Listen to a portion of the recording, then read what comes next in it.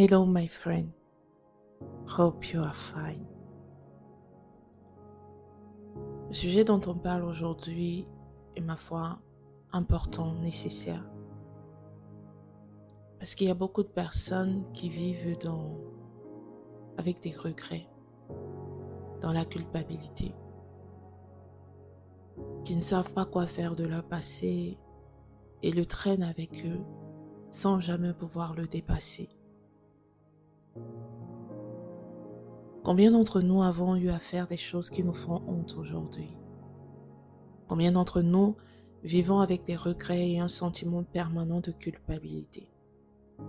Combien d'entre nous ont l'impression que les difficultés et les souffrances par lesquelles ils passent sont forcément et toujours liées à leurs mauvaises décisions d'hier?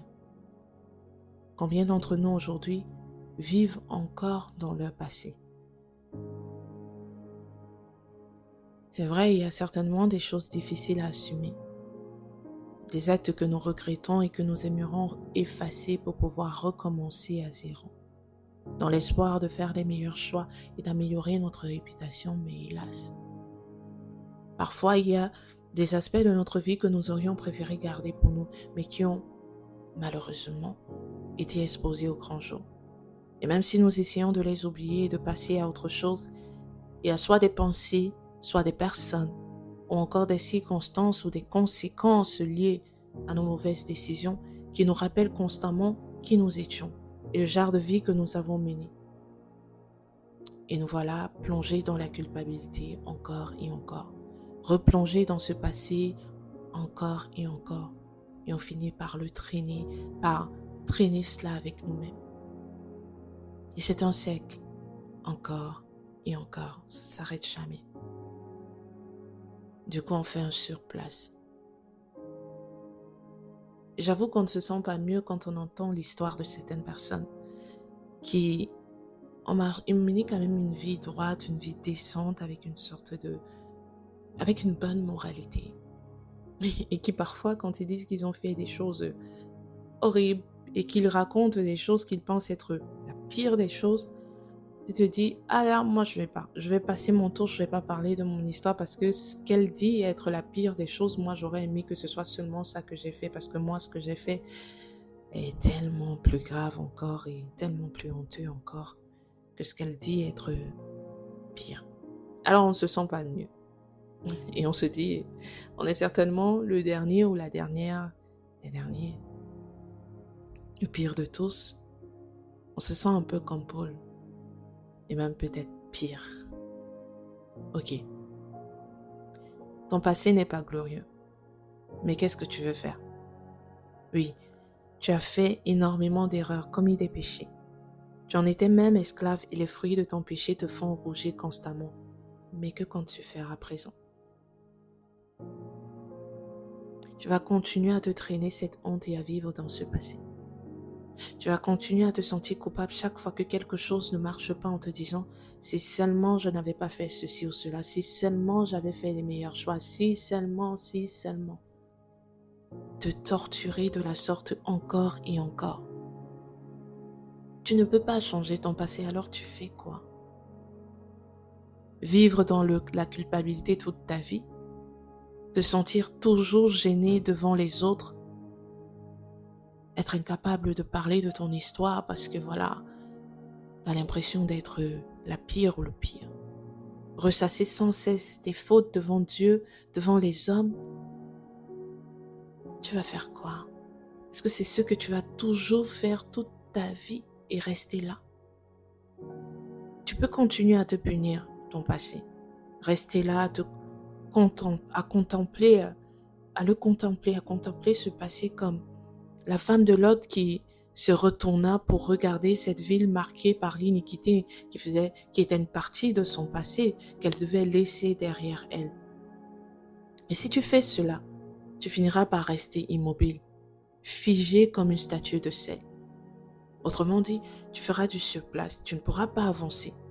Parce qu'au lieu de regarder vers l'avenir, au lieu de regarder vers la montagne qui était le lieu que les anges étaient en train d'indiquer à la famille de Lot pour pouvoir partir sans regarder en arrière, toi tu choisis constamment de tourner ton regard vers le passé, qu'il soit Sodome et Gomorrhe ou moins que ça. Tu peux donc rester à ce niveau et considérer toujours qu'il n'y a rien de glorieux dans ton passé, ce qui est vrai, ce qui est d'ailleurs vrai. Je te le conseille. Parce que les choses qu'on a fait hier, c'est pas toujours beau à dire. Mais tu peux aussi décider d'en faire une force. Comment faire de son passé une force? Comment dépasser son passé? Je te dirais que la première des choses à faire, c'est d'accepter la grâce de Dieu offerte par Jésus-Christ, qui est venu non pas pour les parfaits, mais pour les malades, pour les gens comme toi et moi qui avons très souvent fait de mauvais choix, qui avons très souvent pris des mauvaises décisions, afin de laisser son amour immérité te libérer de cette culpabilité qui tente sans cesse de te ramener en arrière. Par son sacrifice d'amour, en fait, tu te libères de ces pensées persistantes qui te disent que tu n'es pas digne. Oui, tu n'es pas digne. Personne de nous n'est digne de ce que Christ a fait. Personne de nous ne l'est.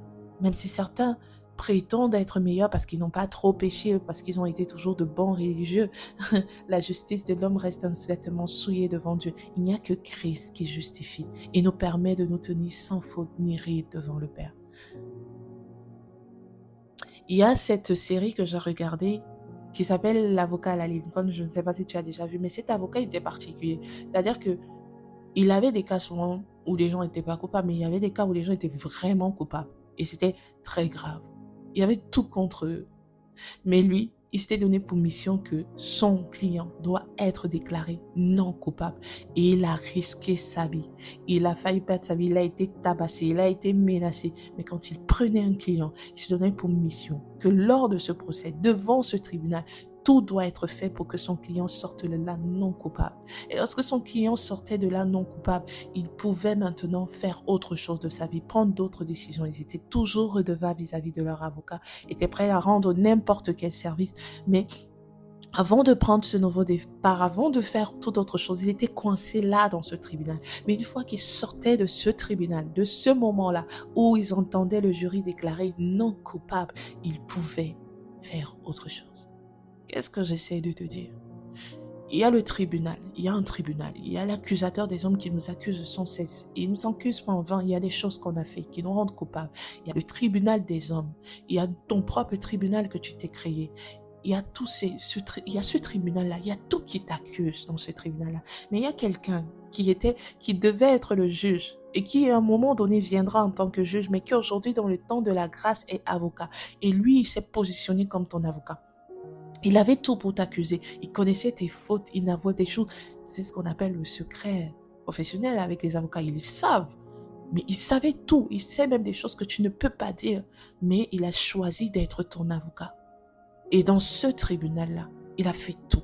Il a donné sa vie pour que tu sois déclaré non coupable. Et dès lors que tu es déclaré non coupable, tu peux vivre une vie différente. Tu es non coupable. Si tu acceptes le sacrifice de Christ, si tu l'acceptes comme ton avocat, tu es déclaré non coupable.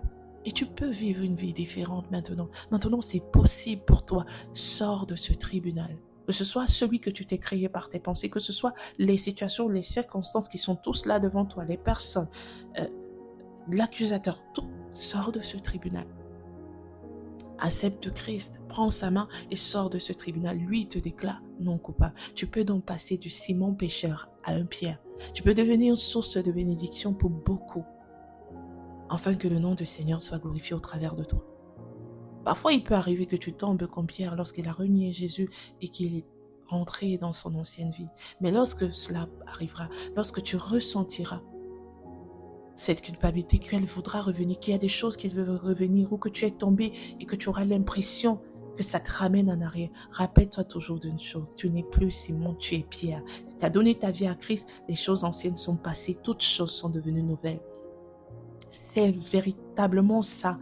Mais ça signifie que tous les jours, tu laisses cette nouvelle créature prendre de plus en plus la place et crucifier l'ancien toi.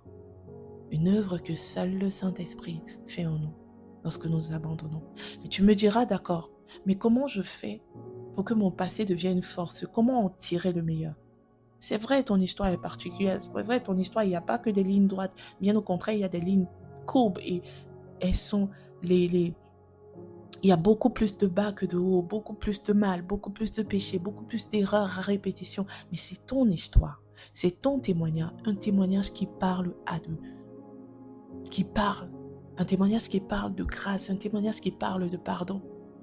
En assumant et en comptant ton histoire, chaque fois que Dieu te le permet, tu témoignes ainsi de la grâce manifestée en Christ, qui est capable de te donner un casier vierge. Tu témoignes du Dieu qui est lent à la colère et riche en miséricorde. Tu reconnais faire partie de cette classe que cette femme prostituée pleurant aux pieds de Jésus, de la même classe que cette femme prostituée pleurant aux pieds de Jésus, la classe de ceux à qui on a beaucoup pardonné et qui aiment beaucoup.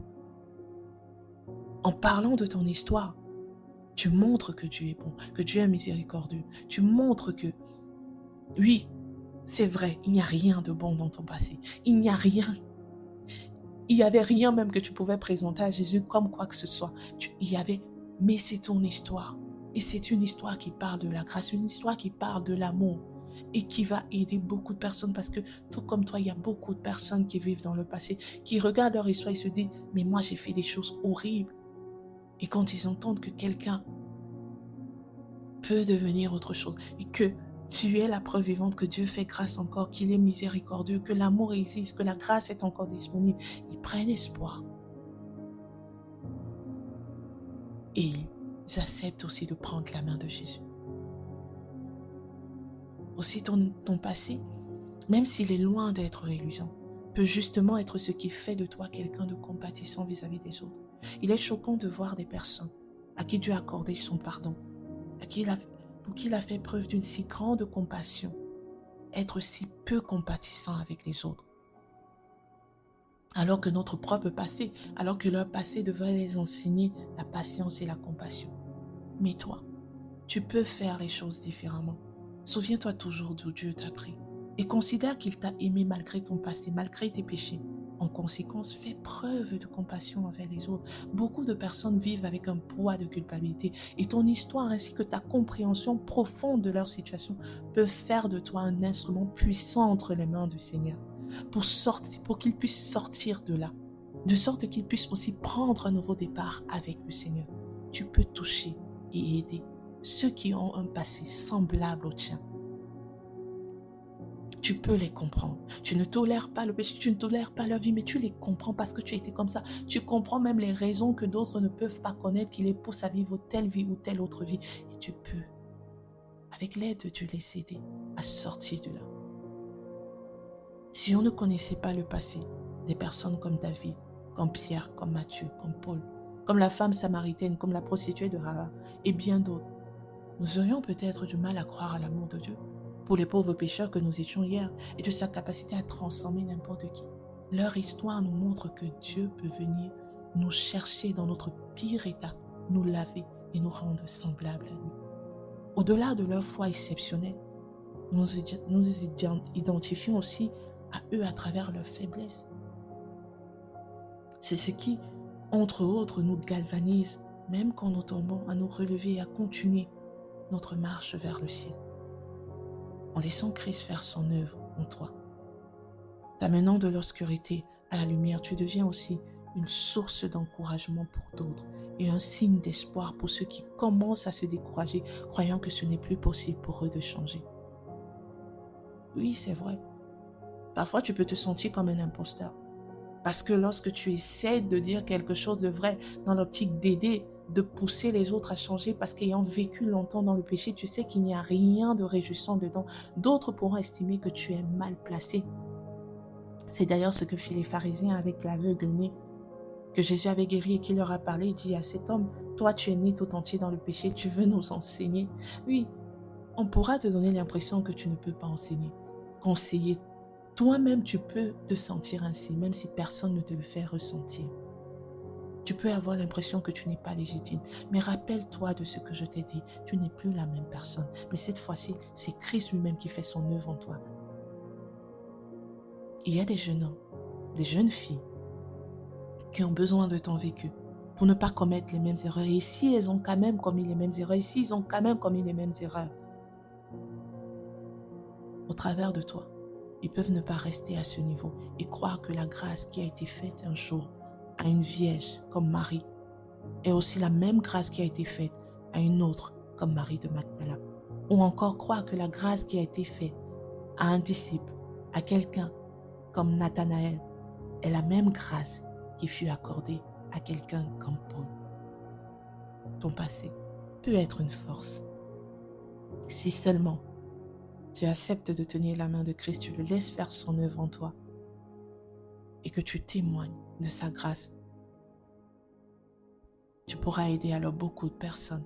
Parce que tu ne le sais peut-être pas, mais beaucoup peuvent s'identifier à toi. Les gens n'ont juste pas le courage d'avouer ce qu'ils ont fait ou ils sentent que tout le monde a tellement bien fait qu'ils vont les juger, mais ton histoire peut faire toute la différence.